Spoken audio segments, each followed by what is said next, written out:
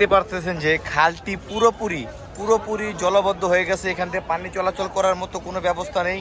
তার জন্য ঢাকা মহানগর উত্তর যুব দলের উদ্যোগে কাফরুল থানার আওতাধীন এই খালটি পরিষ্কার করছে ঢাকা মহানগর উত্তর। পুরা নাজেহাল অবস্থা, এটিকে ঠিক করার জন্য আসছে সাজ্জাদুল মিরাজ ভাই।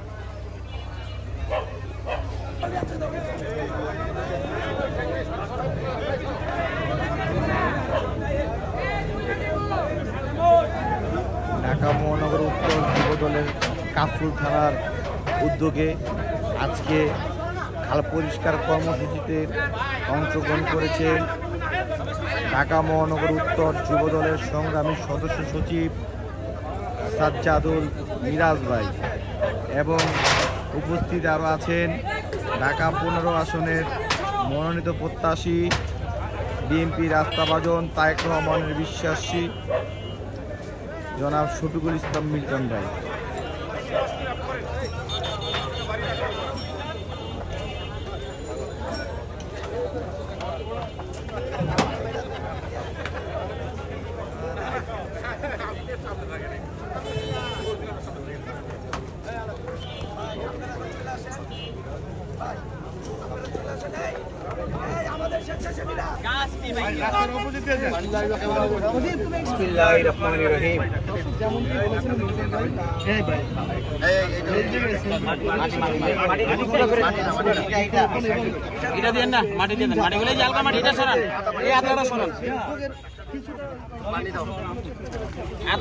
মাটি আছে নিচে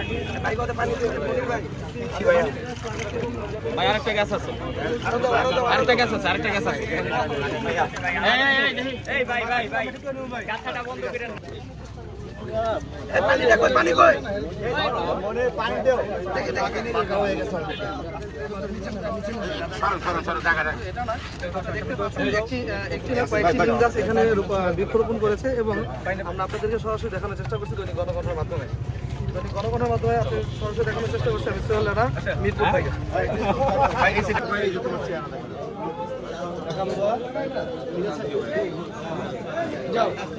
মিরাজ ভাই, মিরাজ ভাই, এই বাপি এই পাশ দিয়ে ভাইরা তো গাছ যাও যাও